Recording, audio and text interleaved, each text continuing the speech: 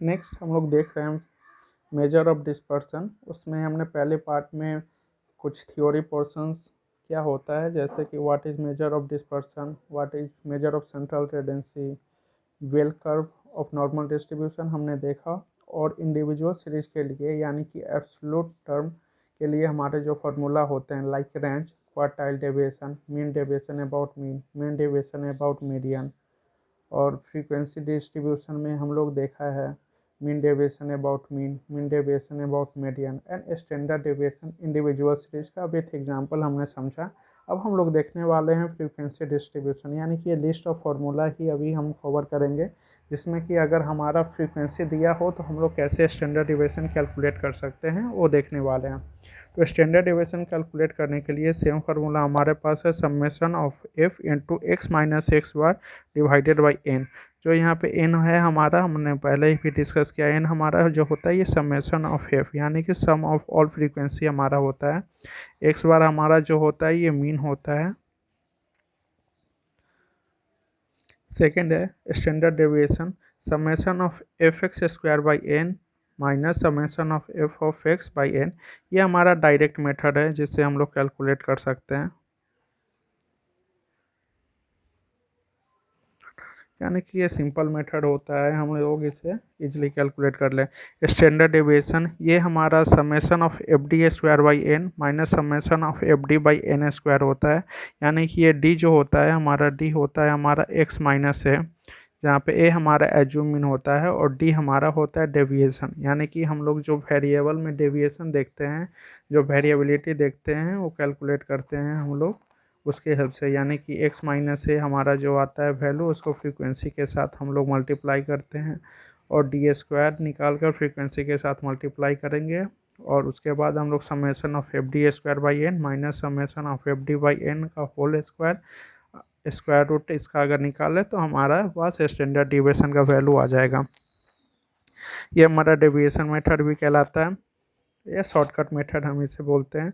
ये हमारा step deviation method ये बहुत इंपॉर्टेंट है, यानी कि ये जो हमारा होता है सम्स को बहुत ही सिंपल और इजी कर देता है। यानी कि हमारे कैलकुलेशन में रॉन्ग होने के चांसेस इससे बहुत कम हो जाते हैं, यानी कि ये बहुत ही सिंप्लीफाइड हो जाता है।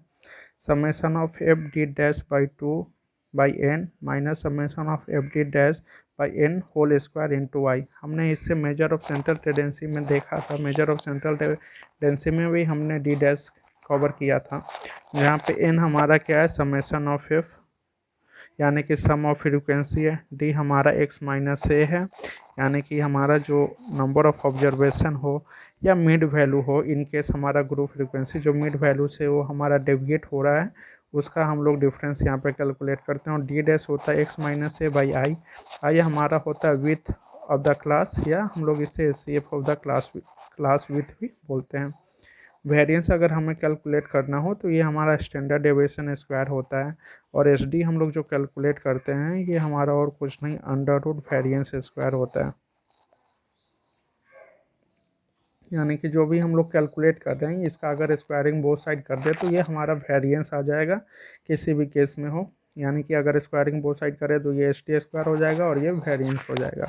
नॉर्मली अगर एस टी हमें कैलकुलेट करना है तो अंडर रूट या स्क्वायर रूट हम इसे बोलते हैं square root of variance calculate कर ले तो ये हमारे पास स्टैंडर्ड डेविएशन का वैल्यू आ जाएगा। नेक्स्ट कॉन्सेप्ट की तरफ हम बढ़ते हैं, जो कि हमारा है कंपोजिट एस टी यानी कि कंपोजिट स्टैंडर्ड डेविएशन। जैसे हमने देखा था कंपोजिट मीन, उसी तरह से ये है हमारे पास कंपोजिट स्टैंडर्ड डेविएशन, या इसे हम लोग कंबाइंड स्टैंडर्ड डेविएशन भी बोला जाता है। कंबाइंड स्टैंडर्ड डेविएशन, तो यहाँ पे हमने स्टैंडर्ड डेविएशन स्क्वायर यानी कि हम वेरिएंस कैलकुलेट कर रहे हैं। यहाँ पे अगर इसका स्टैंडर्ड डेविएशन करना है तो हम इसे अंडर रूट कर देंगे तो ये हमारा कंबाइंड एस टी आ जाएगा। इसमें ये हमारा होता है n one into variance one square यानी कि सिग्मा वन स्क्वायर को हम लोग यहाँ वेरियंस बोल सकते हैं, n two into sigma two square plus n one into d one dash ये हमारा डेविएशन है, n two into deviation two square by n one plus n two. यहाँ पे डेविएशन हमें कैलकुलेट कैसे करना है, तो डेविएशन वन हम लोग कैलकुलेट करेंगे, जो हमारा मीन वन होगा उससे हम लोग ओरिजिनल जो एक्चुअल मीन हमारे पास है उससे हम लोग डिफरेंस करेंगे। सिमिलरली डेविएशन टू हमारा x2 बार माइनस मीन करेंगे। एक वैल्यू जो हमारा इन दोनों से आएगा, एक हमारा जो वैल्यू आएगा वो पॉजिटिव होगा और दूसरा वैल्यू होगा वो निगेटिव होगा। और उस पॉजिटिव निगेटिव को यानी कि हम साइन को हटाने के लिए स्क्वायर कर रहे हैं ताकि वो वैल्यू हमें पॉजिटिव में ही दे। और जो ये हमारा x बार होता है, ये x बार हमारा क्या है, ये हमारा x बार कॉम्बाइंड मीन है, यानी कि उस कॉम्बाइंड मीन से ही हम वैल्यू चेंज यानी कि डेविएशन निकाल रहे हैं। तो x bar equals to n1 into x1 bar plus n2 into x2 bar whole divided by n1 plus n2। ये हमने मेजर ऑफ सेंट्रल टेंडेंसी में कैलकुलेट करना सीखा था। यहाँ पे इसे भी इसका देखेंगे यानी कि इसका कैलकुलेशन कैसे होता है।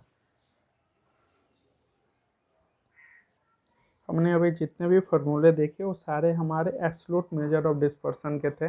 अब जो हम लोग फार्मूला देखने वाले हैं ये हमारा रिलेटिव मेजर ऑफ डिस्पर्सन है। रिलेटिव यानी कि रिलेटिव मेजर हमारा किस टर्म में कैलकुलेट होता है, तो ये हमेशा हमारा परसेंटेज टर्म्स में हम लोग कैलकुलेट करते हैं। फर्स्ट हमारा है कोफिशिएंट ऑफ क्वार्टाइल डेविएशन।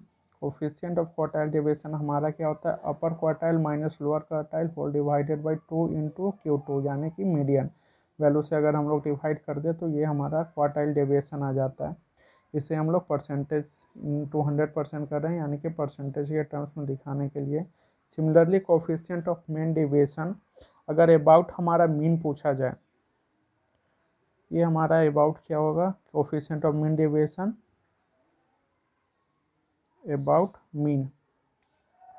तो हम लोग mean deviation about mean divided by mean into 100% करेंगे। और अबाउट मीडियन अगर पूछा जाए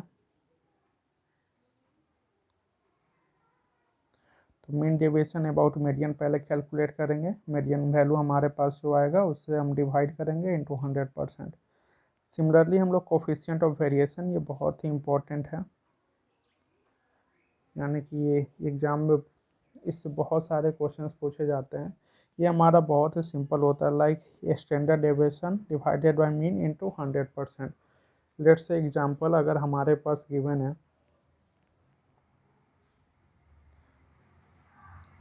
अगर मीन हमारे पास 35 है, स्टैंडर्ड डेविएशन 5 है, तो कोफिशिएंट ऑफ वेरिएंस यानी कि सी भी हम लोग कैलकुलेट कर सकते हैं, जो होता है हमारा standard deviation by mean into 100। तो स्टैंडर्ड डेविएशन हमारे पास कितना है, ये हमारा स्टैंडर्ड डेविएशन हमारे पास 5 है, मीन का वैल्यू हमारे पास 35 है, इंटू ये लोग हम 100 करते हैं इसे परसेंटेज में वैल्यू निकालने के लिए। तो 5/7 यानी कि 1/7 हो गया। 1/7 यानी कि 14.28%, यानी कि कोफिशिएंट ऑफ वेरिएशन हमारे पास कितना आ गया, 14.28%। यानी कि जब हम हायर क्लासेस में और देखेंगे या फाइनेंस में हम लोग जब पोर्टफोलियो मैनेजमेंट देखेंगे तो स्टैंडर्ड डेविएशन और कोफिशिएंट ऑफ वेरिएशन हमारा जो कैलकुलेशन होता है वो रिस्क कैलकुलेट करने के काम में आता है। और वो एक बहुत ही इम्पोर्टेंट मेजर होता है जहाँ पे हम लोग standard deviation, expected mean, coefficient of variation ये सब कैलकुलेट करते हैं ताकि हम लोग उसके रिटर्न और रिस्क को मेजर कर सकें। सिमिलरली यहाँ पे हम लोग कुछ क्वेश्चंस देखेंगे जिससे हमें पता चले कि इसके इम्पोर्टेंस कैलकुलेट करना क्यों इम्पोर्टेंट है और हम लोग क्यों कैलकुलेट कर रहे हैं।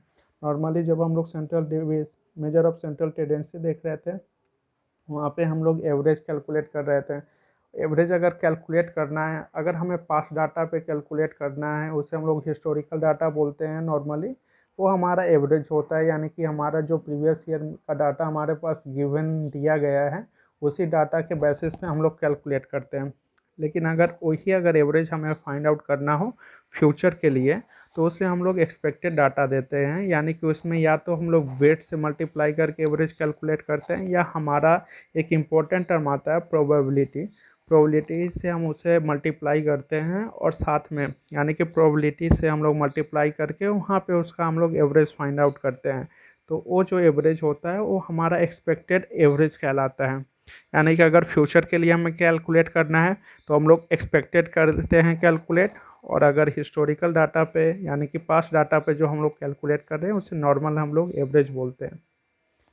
तो हम लोग कैसे कैलकुलेट करेंगे उसे कुछ एग्जांपल से देखते हैं, और कुछ कॉन्सेप्ट के लिए हम लोग फार्मूला और सम्स देखेंगे ताकि हम बहुत इजीली उसे समझ सकें। Thank you for watching. Stay connected to my channel business math with Nagmani.